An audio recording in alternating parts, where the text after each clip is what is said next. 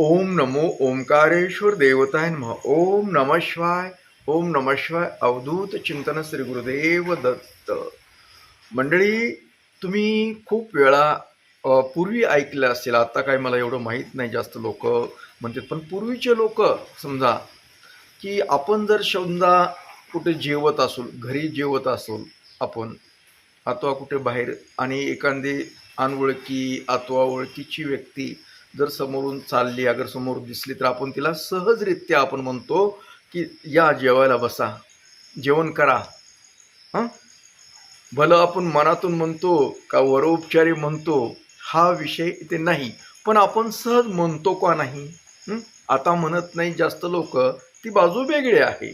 परंतु पूर्वीचे लोक मुद्दाम होऊन जेवा म्हणत होते. त्यात पूर्वीच्या लोकांमध्ये प्रेम बी होतं, पण त्यामागचा उद्देश तुम्हाला सांगतो, महत्त्वाचा आहे तो. कारण तुम्हाला जरी वाटत असेल की आपण जेवायला म्हणून जेवा बसा म्हणायचं ही पद्धत असेल, पण तसं नाही. त्याच्या मागचा उद्देश आहे की जर समोरच्या व्यक्तीनं, चाललेली व्यक्ती, आपण जेवण करत आहोत आणि ती समोर व्यक्ती जर म्हणले जेवण करा म्हटलं आपलं, की त्याचा जी भाव आहे तो भाव पॉझिटिव्ह होतो, म्हणजे होकारात्मक तयार होतो.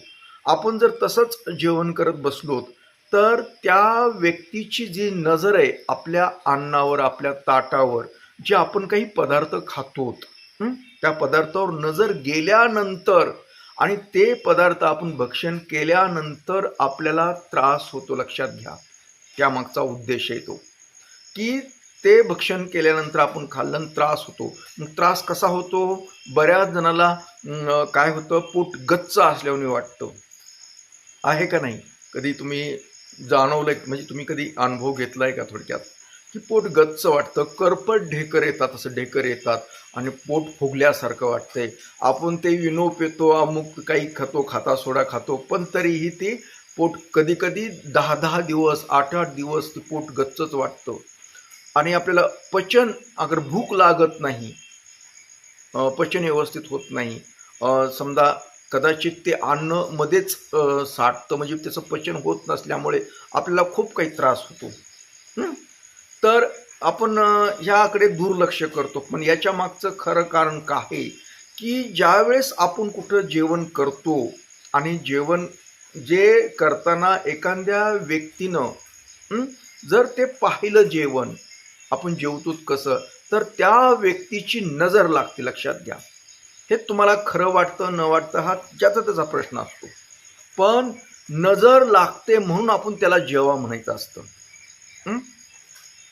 आणि ते नजर लागल्यानंतर असे त्रास होतात.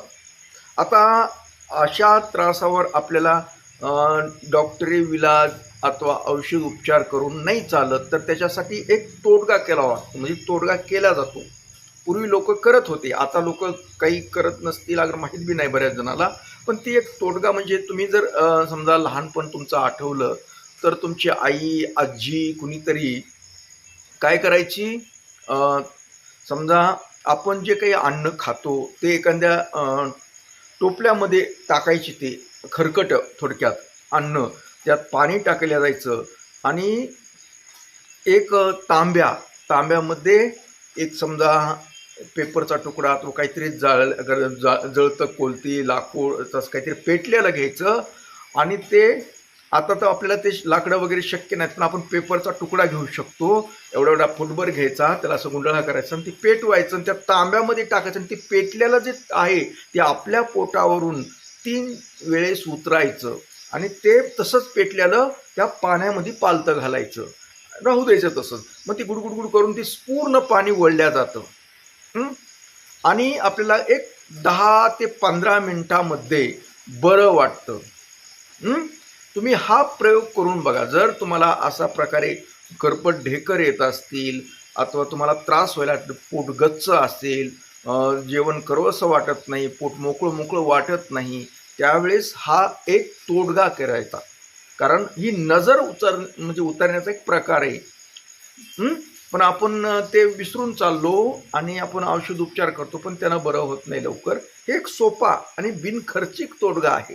तर अशा पद्धतीनं तुम्ही ते पोट गच्च झालेलं, करपट ढेकर येत असतील, तर अशा पद्धतीनं उतरा आणि करा तुम्ही हा प्रयोग. तर ही नजर नावाचा जे प्रकार असतो, ही नजर म्हणजे समोरच्या व्यक्तीमधून त्या अन्नावर गेलेली त्याची नजर आहे, दूषित नजर आहे. थोडक्यात ही नजर आपल्याला घातक ठरते, लक्षात घ्या. ही कुणी अंधश्रद्धा म्हणेल, कुणी काय म्हणायचं ते म्हणू द्या, पण ज्यांना ही गोष्ट माहीत आहे, ज्यांनी अनुभव घेतलाय, त्यांना तुम्ही विचारू शकता. तर असो मंडळी, याबरोबरच आजचा हा आपला शंका समाधान कार्यक्रम इथेच थांबूया आणि परत भेटूया पुढील कार्यक्रमात. तोपर्यंत मंडळी, ओम नमः शिवाय, जय हिंद, जय भारत, सुखी राहा आणि